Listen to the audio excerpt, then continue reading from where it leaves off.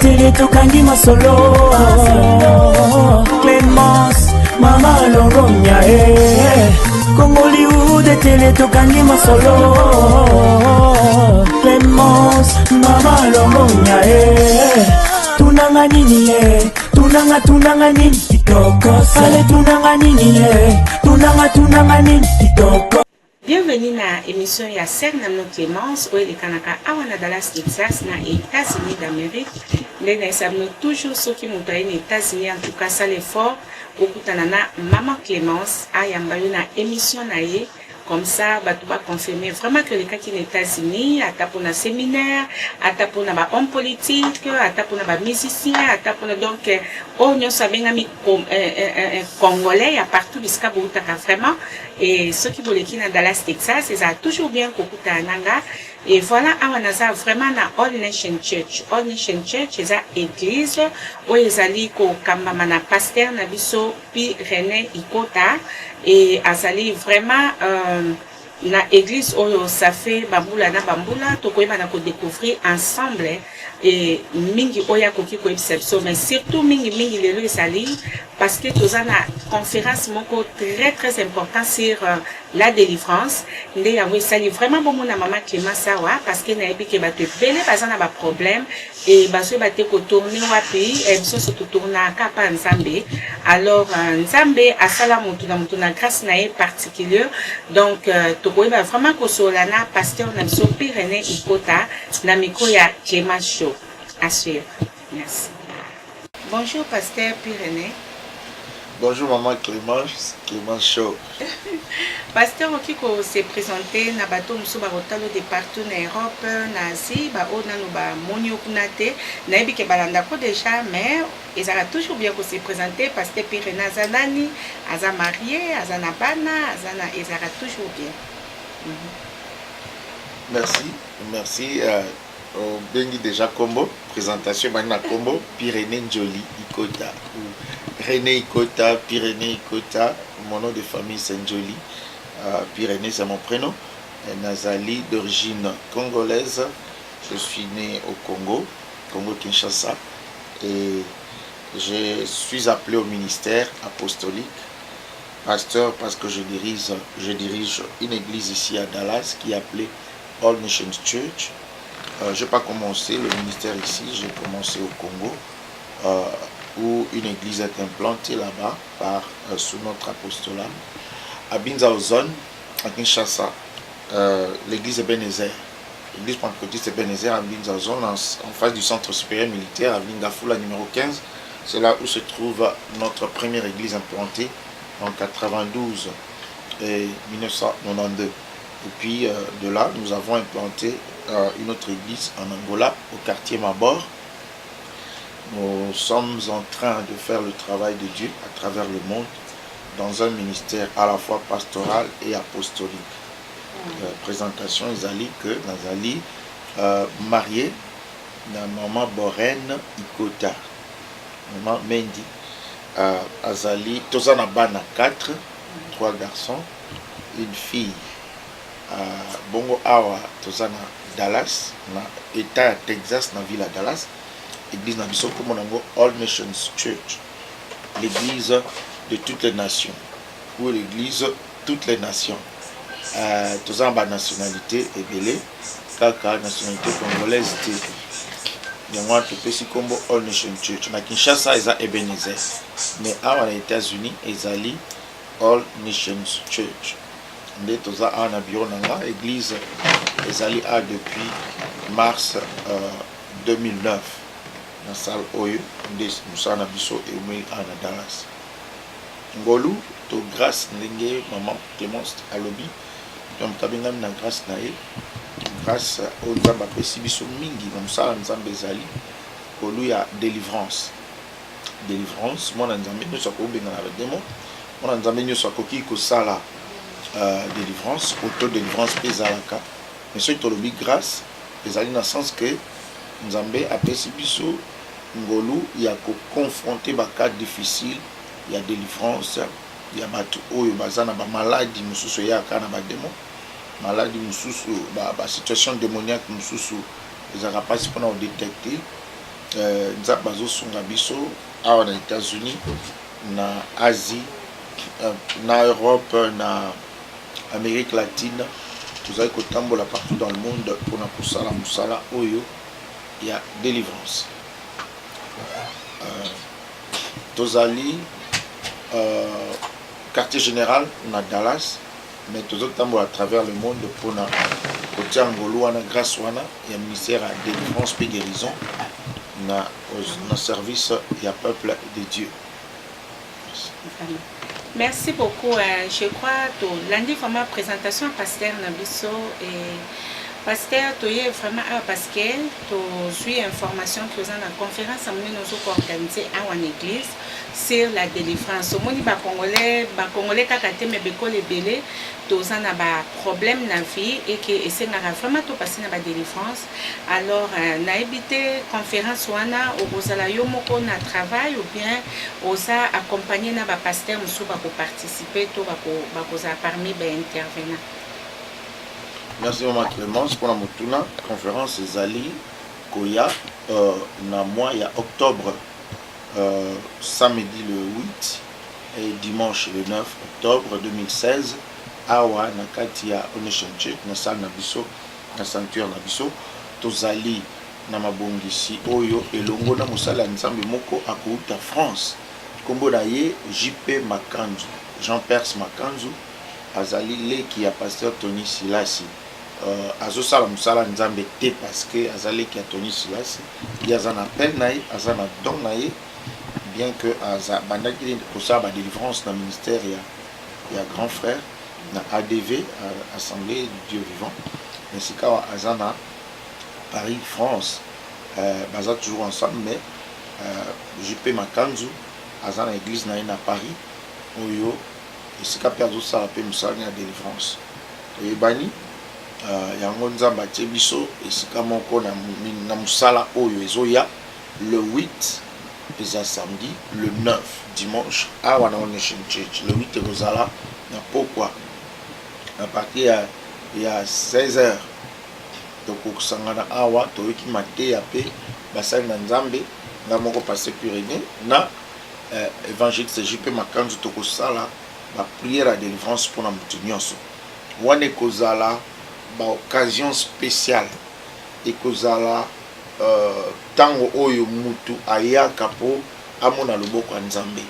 eza lokola ange amingisima ya Bethesda omibwaki ozwi guérison oye par la foi na ba service à bongo okomona onzambe akosala pe ekozala pe dimanche ekobanda 10h30 kino na 14h 10h30 à 14h mateya mwandambo ale le reste du temps tozala na adoration makasi na service à délivrance po yango etambola na adoration tozala bandeko oyo bakoagrémenté na bamikolo wana tozala na sœur Jolie Deta ancienne chanteuse ya franco convertie en Christ akoyemba banzembo ya gospel toza pe na frère Patrice Mobiai oyo bakozala na biso na séminaire wana les deux là oyo Jolie Deta auti Angola Patrice Mobiai auti Congo bazali ba invité ya All Nation Church église de Sali Mukanda etindeli bango invitation baye ba participer JP Makanzu akoya kosala mosala nzambe lokona pasteur Pyrénées Ikota awa na Dallas pour na délivrance. Alors oui Maman Clémence. Oui, donc ce tu comprends pasteur tozali kotala na YouTube tomoni vraiment nzambe etiza ko mingi na domaine ya délivrance et tomoni ba témoignage na niveau ya Mexique tokoyeba même na ko flasher yango pe na bandeko nyonso bozolanda émission na biso oyo bozala vraiment pressé te pour na fin to flasher pe ba témoignage wana po bomona ndenge musala ya nzambe pe aza ko travailler mais parce que tonga toyeba muke na ministère na yo est-ce que au travail toujours kaka da l'église oyo oyebi na Kinshasa to au travail un peu partout na ba pasteur rebelle ba oyo travailler na bango soko ko biso muke parcours na yo na vie oyo osali ya makambo. Ouais, merci Maman Clémence. Wana mutuna kitoko toza na corps de Christ. Mutuni moko moko azaka membre. Eloko nzamba tia na ba pasteur mususu nanga atiete. na travaillaka na bapasteur ebele kaka ndenge omoni pasteur JP Makanzu azoya aza mosala nzambe na France nga naza na Dallas mais tozocollabore nayebi ye à travers son frère Tony Silasi natiyaki na église na bango na Belgique na Louvière na travaille na basala nzambe ebele à Congo ya liboso oyo tokolaboraka mingi ezali évangéliste Kiziami na Jean Oscar c'est un homme de Dieu encouragé nga mingi na côté miracle nzambe azali kosalela ye mingi na côté ya miracle toyebi mosala na ye alors Dieu lui a mis à cœur abondela ye mpe mpona nga par rapport ya miracle parce que eloko moninga azosala soki oapprécier asambeli mpona o mpe omoni mpe résultat il faut oloba bato mosusu bayokaka soki balingaka baloba beni nasambela ye mpona nga naza bamiracle moto alibosa bandenge kosambela mpona nga paster Kiziami na Kibila bisika azali bambote azoya mpe na novembre 1 na Dallas mpona mosala nzambe alors aza oyo inspiraki nga liboso ayaki awa 2 fois aye na États-Unis na invitation na nga azoya mpe lisusu nauti na Brésil récemment nazalaki na Brésil l'année passée en septembre 2015 tozalaki na Bishop Albert Kankenza mwanambo wana bandeko oyo baosala mpenza mosala nzambe na Congo bayebani et puis toza en contact que bainvité biso esika moko tozalaki na hotel moko on collabore na awa na Dallas oyebi yo moto osalaki interview ya liboso po passer wale satango aye kosala campagne na Dallas moto atrouvaki mpona koorganiser koconcevoir mosala nyonso eza pasteur Pyrénées donc toza en collaboration na évangéliste walesa nakitaki mpe Kinshasa na église na ye nazali na contact na basala nzambe mosusu lokola pasteur bishop Mwanza touta na ye pa pasteur Kamanda eza vie na nga totravaille na ye na Kinshasa na Ngula na Congo naza invité na église ya pasteur Kiziami na mpona séminaire naza invité na église ya prophète Dodo Kamba mpona sa mosala kuna naza na basala nzambe mosusu oyo boyebi kombo te na travail na bango mingi bambote na bapasteur Alexis Timanga JP Kyungu na travailla na Big Prophet Emani avant koma na makambo ya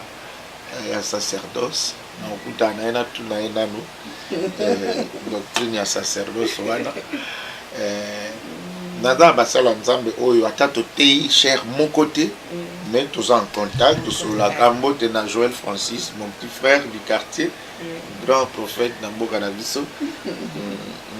mbote na mon grand frère Roland Dalo oyo tobanda na quartier moko na ndako na bango toza okende ba cellule de prière vraiment beaucoup d'hommes de Dieu na niveau ya Kinshasa na tangi muke kaka wana toleka na Luanda basala nzambe binene baza kuna lokola pasteur Ngina nyambaki ye awa apôtre Ntingi nyambaki ye awa ngala kenda kuna na teya na ba église ya ba pasteur minene ya Angola minene entre guillemets yesu kanda za munene dans l'église à pasteur docteur Deka dans une église à apôtre Paulo dans une église à prophète Miezi dans une église à pleine action dans les messagers dans une Peniel dans une Boa Semente pasteur Jérémy Vitou dans une MEP c'est pas pasteur Konzo dans une pasteur Mubiai mwana Tambulukoki dans une église nanga moko eza na mabor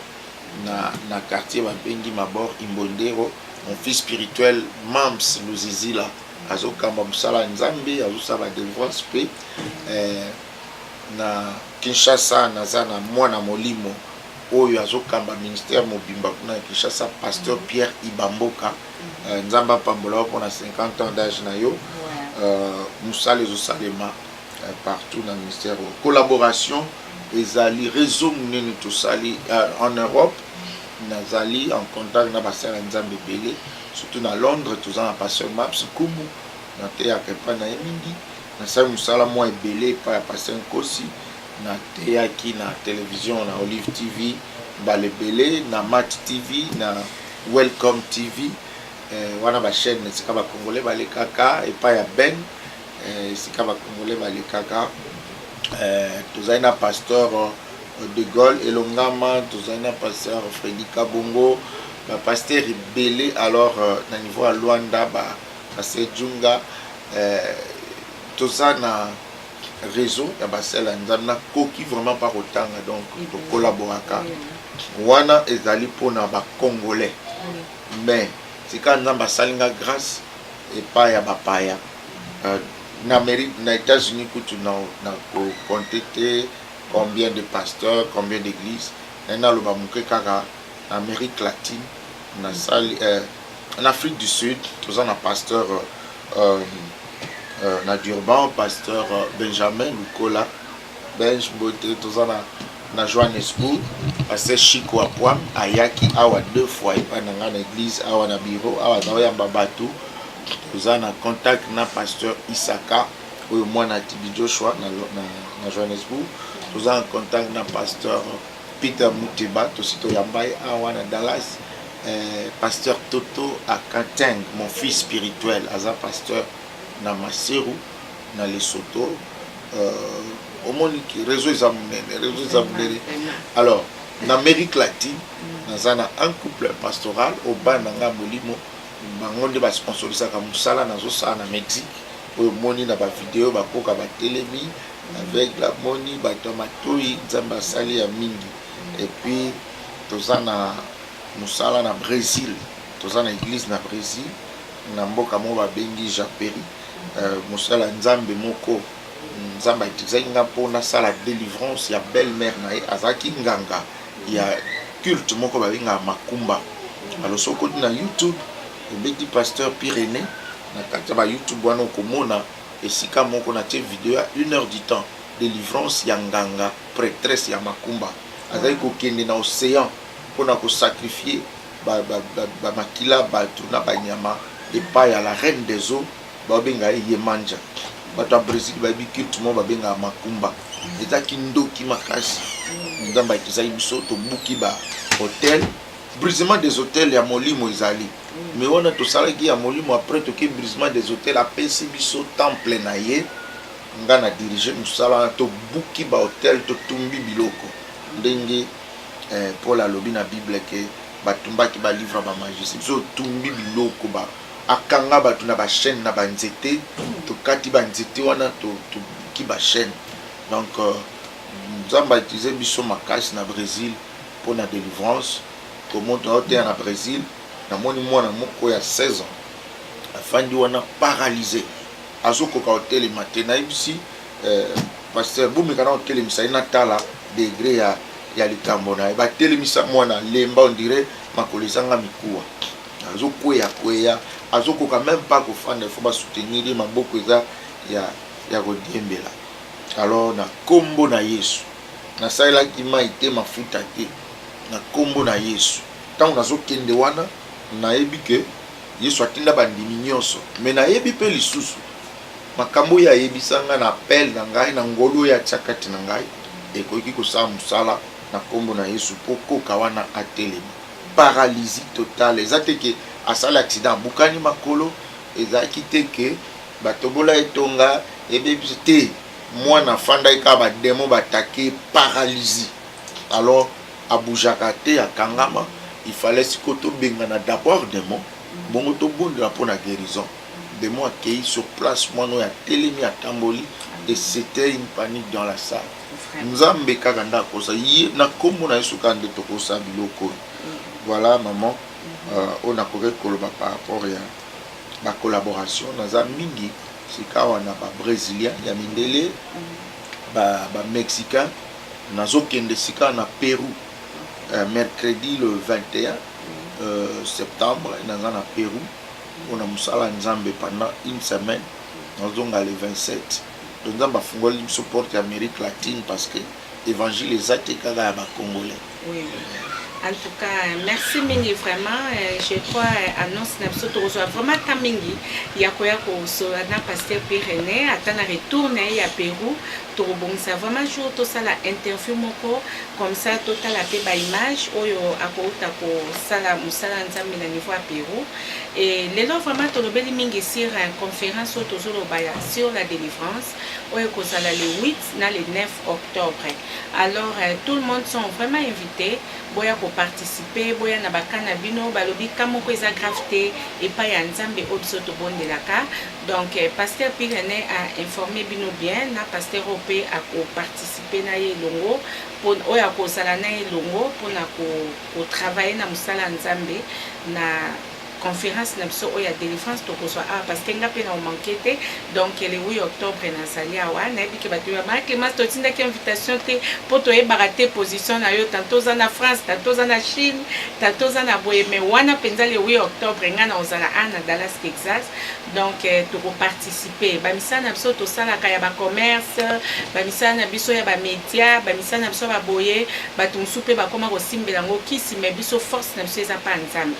business na biso yesu liboso média na biso yesu liboso succès o nzamba pesaka ekomisaka bana bisengi te ekomisaka bana bazoba te mais ebakiselaka biso lisusu abondance moko donc ozo comprendre te yo moko donc voilà un peu force na biso biske vandi eza pa Jésus Christ de Nazareth. Alors nakomanke te na conférence wana na ozala vraiment na kati ya conférence. Alors pasteur soza na momso ya koloba pour avant de clôturer o loba na ba invité nyonso o bakoya. Ouais, pour na bana Ebenezer bazao zelanga na Kinshasa na août na raté pour certaines raisons pasteur ayebi nakoya ceux qui na uti Pérou nazoya bobongama tozoya kusala sala nzambe kuna na invité bandeko nyonso ya Dallas d'abord ils à Jérusalem na biso ba Dallas boya ata soki okaniso za ba démonter yaka koyoka parole de Dieu ko édifier yo et ko kolisa yo lisusu soki poza na problème ya maladie incurable oza na problème avec démon oza ba situation moko oyo esali que ezosenga intervention ya basali ya nzambe par la grâce que nzambe apesa biso tout ça la prière de délivrance toko aider yo ezalaka moi pas si maman comme on dit nous le prophète ce soir toko kende ba Pérou ba Mexique ba Brésil wana toko mona de na mona na Londres moi Simon likolo ezali mokuse to prier et symbolami nde to mona ki na Mexique mutu asali 2 ans na chaise roulante opération il y a colonne vertébrale et rataki 2 fois na kombo na yesu to sambeli atelemi babiluko maman to moni mutu na hôpital baye na ye na bombo na so pima na machine to sambeli sur place abiki machine longwe na Dallas ekoki ko sale mape awa mais tellement to mesani awa mutu amona passer Pyrénées piringa o pasta na biso mais batu tant so ba problème bazo banga koya bien bazo yoka soni ona kokoya o ba otanga na YouTube muka délivrance amen et puis au moni na tuni na mama yo za journaliste otambolaka awa sincèrement honnêtement sans orgueil sans défi na mutu songolo pasteur congolais tout le bata africain na yebi awa soki mutu aza na likambo ya délivrance biso yaki tokutaki akende pa pasteur Yambe ou bien sikawa kende pa pasteur Pyrénées na yebi te ya ma connaissance yo journaliste koloba soki ndenge otambolaka wana ba église ba africain omona pasteur congolais moko asambelaka bakoka batelemaka asambela baveugle bamona tokanisi ka bana Kinshasa awa pe basali omona mutana problème mari de nuit esprit de mort abengi ka prophète na Kinshasa eza bien peut-être ba yebité occasion yango yo Clément Cho a aidé yo omona kengolu pe zali nzambe azo utiliser pe basali na ye po ete yo pe ozala informé oya boya bouta Canada bouta où il y a besoin d'un visa pour l'Afrique. Ici qu'aux alliés, tu as de l'invitation. aux États-Unis, nous lançons un appel solennel à nos amis de l'Afrique, de l'Europe, de partout. Si vous avez un besoin de visa pour participer à ces séminaires, nous voulons vous aider pour ça. Nous sommes en mesure de vous envoyer une lettre d'invitation pour que vous fassiez partie de cette organisation. Si vous avez un cas de délivrance, il y a un problème d'hérédité générationnelle, malédiction générationnelle, mari de nuit, femme de nuit, maladies incurables, tout ce qui dérange sur le plan spirituel, que vous avez besoin d'une prière de délivrance, d'un accompagnement spirituel, nous allons le faire, nous allons vous aider. Donc, ne soyez pas toujours en train d'ignorer les hommes de Dieu qui sont à côté de vous parce que vous voulez vous confier aux hommes de Dieu de l'Afrique. C'est comme si, en traversant l'océan Atlantique, l'onction était diluée. Non, non, non. L'onction est si là, tu es pour te casser l'océan. Nous allons entendre tout ça, là, qu'on a pour nous, tout ça, là, Boya et Belé. JP Makanzo, ceux qui ont continué à site, il y a pasteur Tony Silassi. En tout cas, une grande partie de la délivrance dans l'église, il y a peu de sala. Donc, bazar sala na pasteur Tony. C'est un homme de Dieu puissant. Tamba Kisaka Mingi, à Kozana Biso, Tokosala, la prière de délivrance, c'est des moments merveilleux. Bozangate, Boya Komona, le Boko Nzambe. Obozana a besoin de la vie. Que Dieu vous bénisse. En tout cas, merci beaucoup, Pasteur Pyrénées, les sous-sultans Clément Show. Et voilà, tout le monde, vraiment, vous a invité. Et donc, vous manquez vraiment de participer. Sœur Marie-Louise, Sœur Fina, Sœur Francis, Miss Mongo, Pamiski, malgré ça à Londres. Si vous avez besoin d'invitation, Pasteur Abia Koutine d'invitation Boya. Et ça vraiment service, il y a de délivrance. Et nous avons rendez-vous, Bissona Bino, et ça, le 8 le 9 octobre 2016 à Wana All Nation Church. Voilà, donc Bapid Nepse Bandolikana chaque émission et koleka ba semaine union jusqu'à ce que le 8 octobre et koka pour na séminaire Nepso et Banda. Et biso to sala vraiment wana ndenge pasteur alobi nzamba za partout atikalaka en Afrique parce que to ka batunso na ke église ba congolais pour na za kolinga oya biso ya Afrique a wana so mona na so mona donc nzamba za partout. Oki toujours kozwa guérison na mboka oyo zali olea kosisa ba carte kosisa ka badini kobengaka kaka ba pasteur to ba prophète to tika na Kinshasa pour na baka ya délivrance. Voilà ndena ba toujours je vous aime bien et to monani prochainement vraiment na émission mususu to kolanda ya Clément Show. Merci na ba mama nyonso obo participer ki na conférence ya ba mama oya Women of Vision. En tout cas ezala ki vraiment bien, je crois ba mama nyonso ba ki na ko intervenir ba loba qui vraiment est belé sur makambo ezali concernant ba mama. Donc ba mama nyonso boya ki vraiment esengo parce que ngamoko na sala ki wana et je crois na zana émission spéciale na ba mama na biso ba koyeba na ko solana bino lisusu après réunion oya mune to salaki. Voilà, on se voit la prochaine. Bye.